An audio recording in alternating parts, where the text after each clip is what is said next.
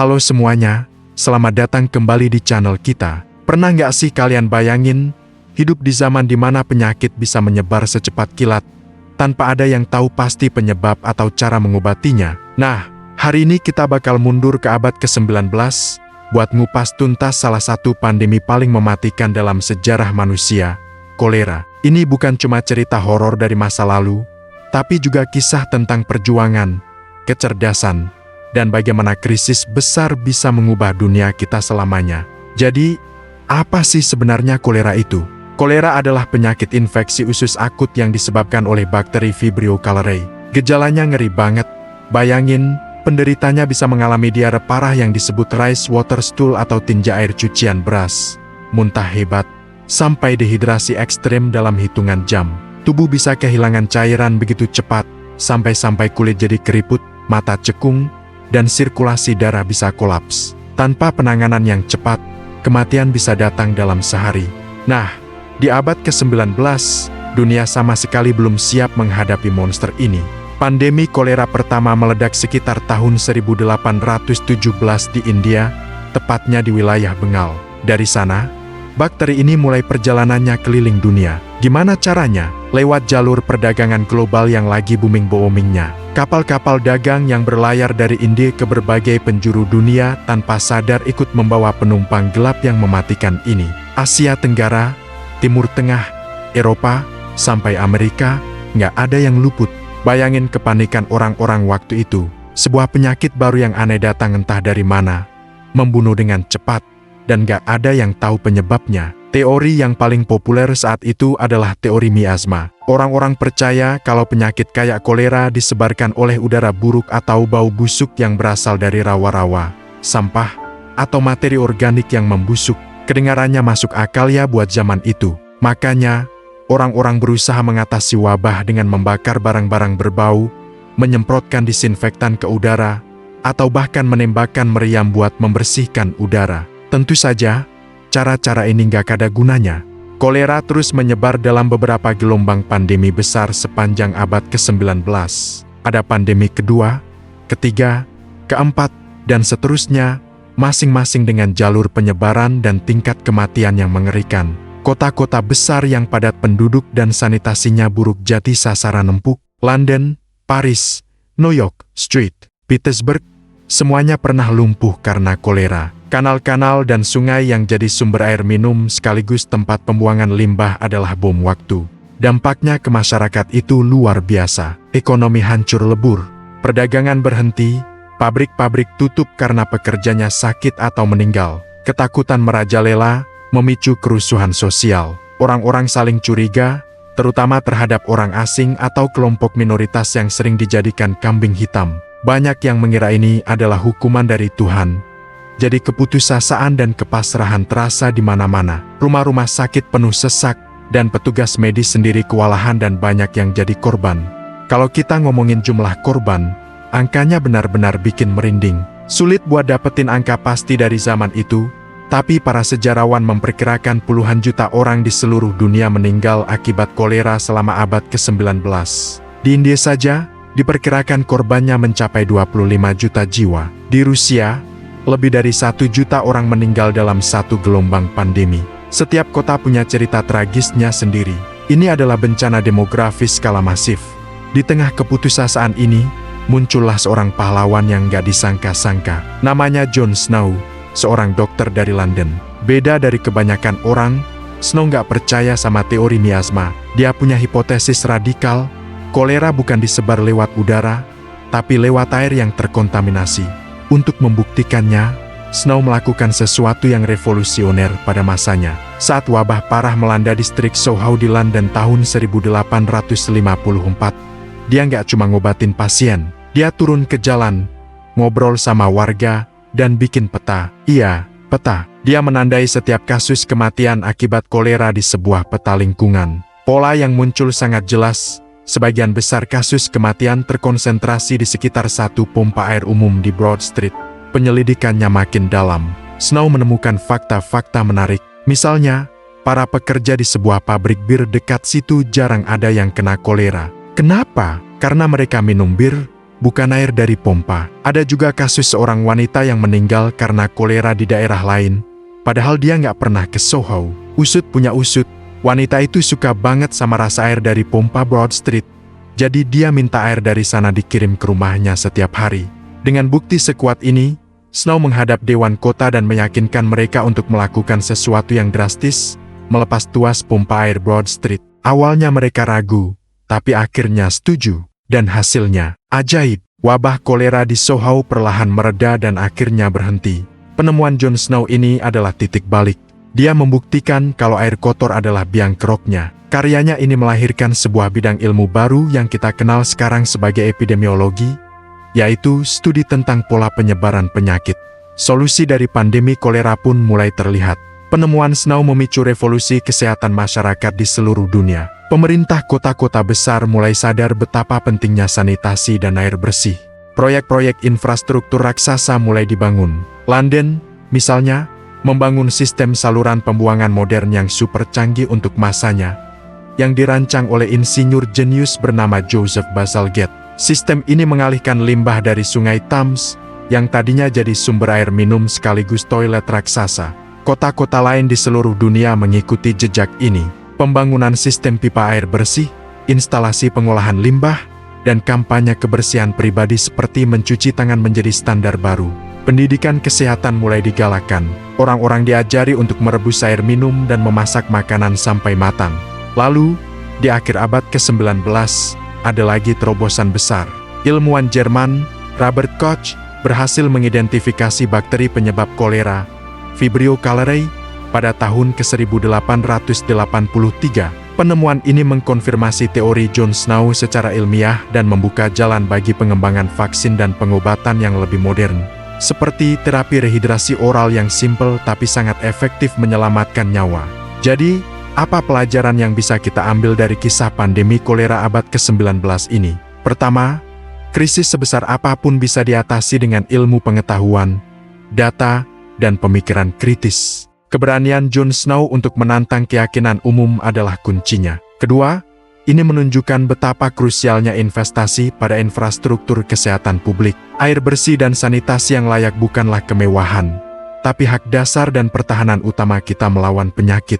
Pandemi kolera mungkin terasa jauh, tapi pelajarannya sangat relevan, terutama setelah kita semua mengalami pandemi global baru-baru ini. Ini mengingatkan kita bahwa kita semua terhubung, dan kesehatan satu orang bisa memengaruhi kesehatan semua orang. Kisah kolera adalah bukti nyata bahwa dengan kerjasama, inovasi, dan kemauan politik, umat manusia bisa bangkit dari krisis tergelap sekalipun dan membangun dunia yang lebih sehat dan aman untuk generasi mendatang.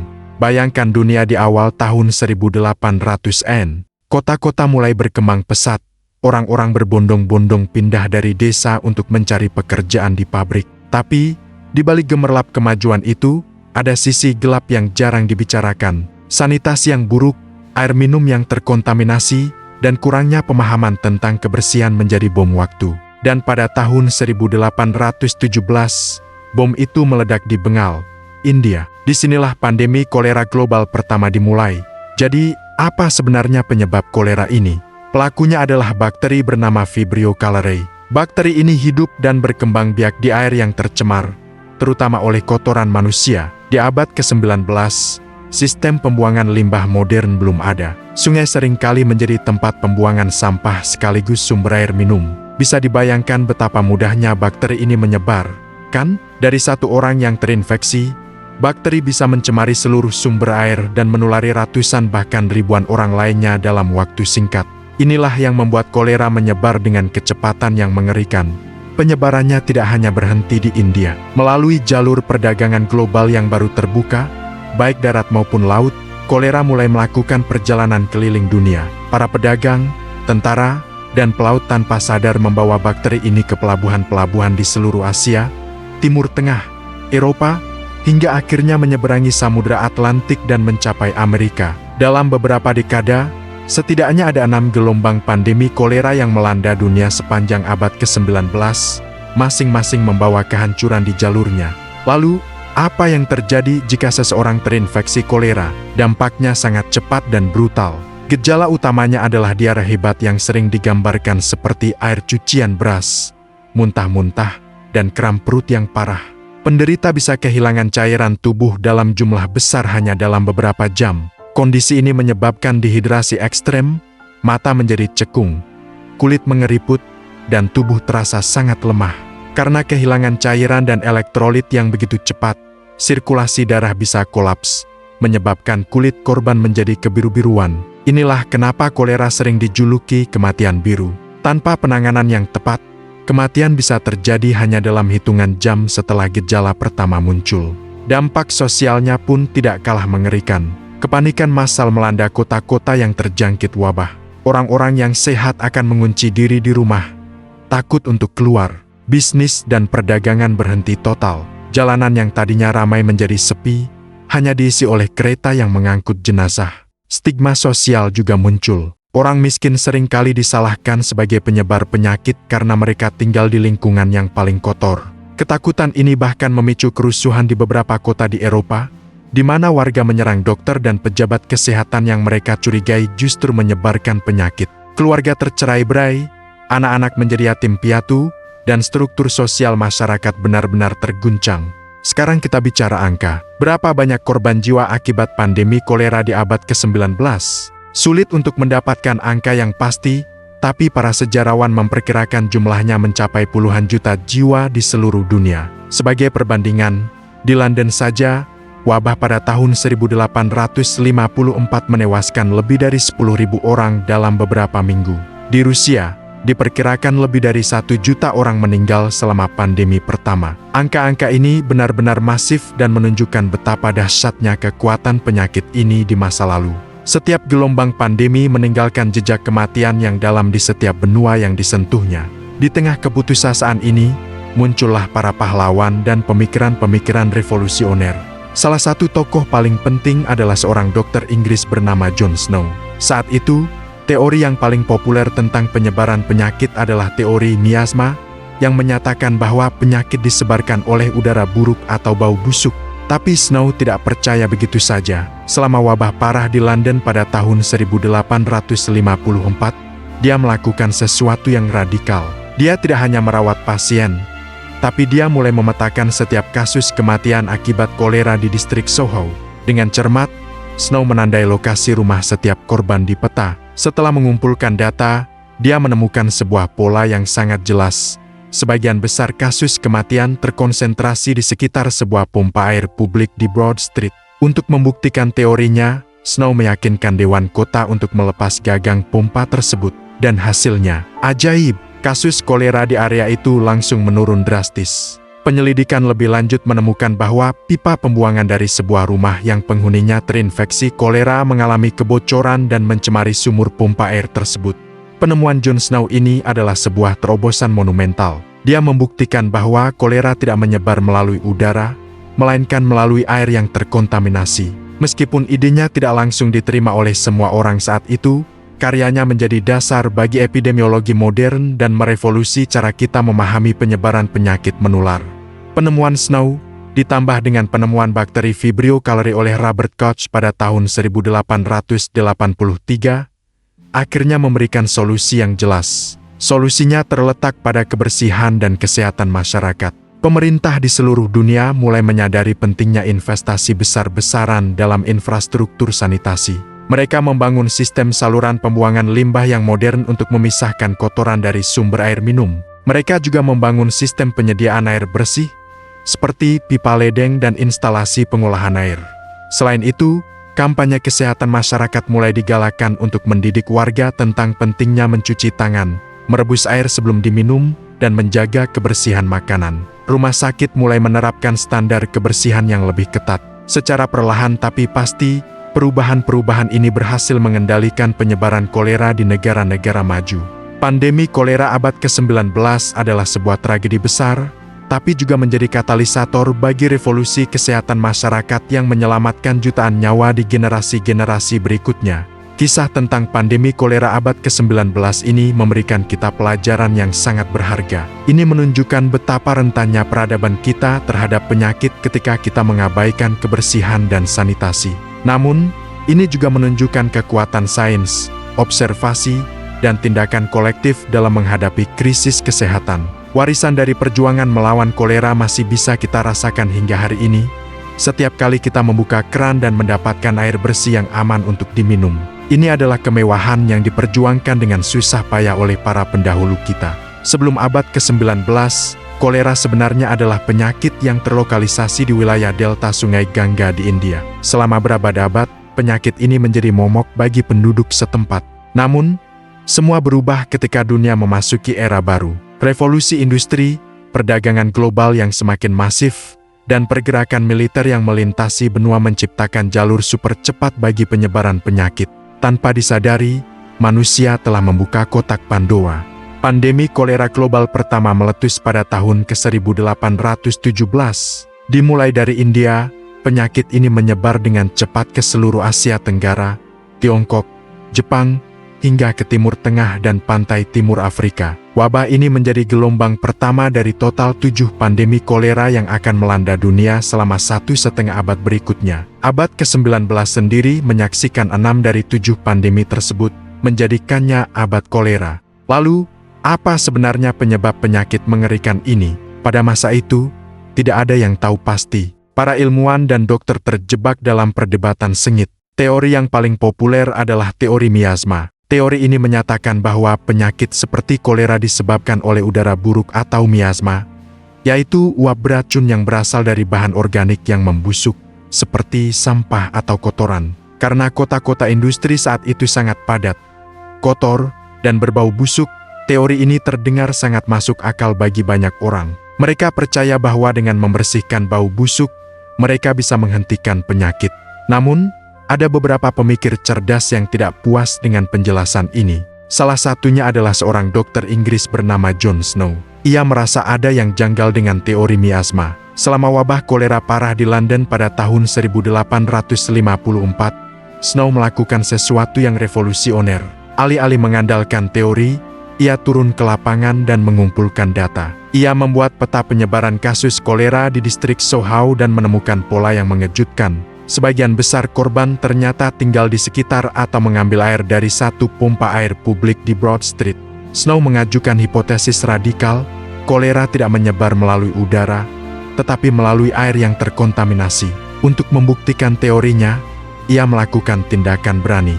Ia meyakinkan Dewan Kota untuk melepas gagang pompa air Broad Street, sehingga tidak ada lagi yang bisa menggunakannya. Ajaibnya, kasus kolera di area tersebut langsung menurun drastis. Penyelidikan lebih lanjut menemukan bahwa popok bayi yang menderita kolera telah dibuang ke dalam sumur pembuangan yang bocor dan merembes ke sumber air pompa tersebut. Penemuan John Snow ini menjadi tonggak sejarah dalam epidemiologi dan kesehatan masyarakat.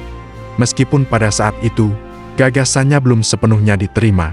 Baru beberapa dekade kemudian, pada tahun 1883, seorang ilmuwan Jerman bernama Robert Koch berhasil mengidentifikasi bakteri penyebab kolera di bawah mikroskop. Ia menamakannya Vibrio cholerae. Koch membuktikan tanpa keraguan bahwa bakteri inilah yang menjadi biang keladi, yang menyebar melalui air dan makanan yang terkontaminasi kotoran penderita. Teori kuman akhirnya menggantikan teori miasma, dan penemuan John Snow pun mendapat pengakuan yang layak. Sekarang mari kita bicara tentang dampaknya. Gejala kolera sangat mengerikan dan berlangsung cepat. Seseorang yang sehat bisa tiba-tiba mengalami diare parah yang sering digambarkan seperti air cucian beras, muntah-muntah, dan kram otot yang menyakitkan. Tubuh kehilangan cairan dan elektrolit dengan sangat cepat, menyebabkan dehidrasi ekstrem, mata cekung, kulit keriput, dan bahkan perubahan warna kulit menjadi kebiruan yang membuat kolera dijuluki kematian biru. Tanpa penanganan, kematian bisa terjadi hanya dalam beberapa jam. Tingkat kematiannya sangat tinggi, seringkali mencapai lebih dari 50%. Bayangkan ketakutan dan kepanikan yang melanda kota-kota saat itu. Jalanan menjadi sepi, bisnis tutup, dan orang-orang mengurung diri di rumah. Keluarga tercerai-berai, ada yang meninggal, ada yang melarikan diri ke pedesaan dengan harapan bisa lolos dari wabah. Jenazah seringkali menumpuk karena kuburan tidak mampu lagi menampung. Struktur sosial runtuh, kerusuhan meletus di banyak tempat, seringkali dipicu oleh ketidakpercayaan terhadap pemerintah dan petugas medis. Di beberapa kota, dokter dan petugas kesehatan bahkan diserang karena dituduh menyebarkan penyakit atau meracuni sumur. Dampak ekonomi juga luar biasa. Perdagangan internasional terhenti. pelabuhan-pelabuhan ditutup, dan karantina diberlakukan secara ketat bagi kapal-kapal yang datang dari wilayah terjangkit. Roda perekonomian yang baru saja mulai berputar kencang berkat revolusi industri, tiba-tiba macet total setiap kali gelombang kolera datang. Berapa banyak korban jiwa yang ditimbulkan? Sulit untuk mendapatkan angka yang pasti, tetapi para sejarawan memperkirakan bahwa pandemi kolera abad ke-19 telah merenggut puluhan juta nyawa di seluruh dunia. Hanya di India saja, diperkirakan lebih dari 25 juta orang meninggal. Di Rusia, lebih dari 2 juta orang. Di Eropa dan Amerika, angkanya mencapai ratusan ribu di setiap gelombang pandemi. Kota-kota besar seperti London, Paris, New York, dan Kairo mengalami pukulan telak berulang kali. Ini adalah bencana demografis dalam skala yang sulit kita bayangkan hari ini. Namun, di tengah kengerian ini, ada secercah harapan. Pandemi kolera memaksa manusia untuk berinovasi. Ancaman kematian massal yang terus-menerus menjadi pendorong utama lahirnya gerakan kesehatan masyarakat modern. Pemerintah di seluruh dunia akhirnya menyadari bahwa mereka tidak bisa lagi mengabaikan kondisi sanitasi di kota-kota mereka. Solusi mulai muncul, terinspirasi oleh penemuan John Snow dan Robert Koch. Proyek-proyek rekayasa sipil raksasa pun dimulai. London, di bawah pimpinan seorang insinyur jenius bernama Joseph Bazalgette, membangun sistem saluran pembuangan modern yang masif. Sistem ini mengalihkan limbah manusia dari Sungai Thames, yang merupakan sumber air minum utama kota, dan membuangnya jauh ke hilir menuju laut. Proyek ambisius ini memakan waktu puluhan tahun dan biaya yang sangat besar, tetapi hasilnya luar biasa. Setelah sistem ini beroperasi, wabah kolera tidak pernah lagi menjadi ancaman serius di London. Contoh London kemudian diikuti oleh kota-kota besar lainnya di seluruh dunia. Pembangunan sistem air bersih dan sanitasi yang terpisah menjadi prioritas utama. Standar kebersihan publik mulai ditegakkan. Aturan-aturan tentang pembuangan sampah, perumahan yang layak, dan keamanan pangan mulai diperkenalkan. Rumah sakit modern mulai dibangun, dan praktik keperawatan profesional yang dipelopori oleh tokoh seperti Florence Nightingale mulai berkembang. Selain itu, kolera juga mendorong kerjasama internasional dalam bidang kesehatan. Konferensi Sanitasi Internasional pertama kali diadakan pada tahun 1851 sebagai upaya negara-negara untuk menyusun strategi bersama dalam menghadapi penyebaran penyakit lintas batas. Inilah cikal bakal dari organisasi kesehatan global yang kita kenal sekarang, seperti Organisasi Kesehatan Dunia atau WHO. Kisah pandemi kolera abad ke-19 adalah pengingat yang kuat tentang betapa rentannya kita terhadap penyakit, tetapi juga betapa tangguhnya kita dalam menghadapi tantangan. Bencana ini mengajarkan kita pelajaran penting tentang pentingnya ilmu pengetahuan, data, kebersihan, infrastruktur, dan kerjasama. Perjuangan melawan kolera telah membentuk dunia modern kita dengan cara yang mungkin tidak kita sadari. Setiap kali kita membuka keran dan mendapatkan air bersih, atau menggunakan toilet yang aman, kita sebenarnya sedang menikmati warisan dari perjuangan generasi-generasi sebelum kita melawan kematian biru.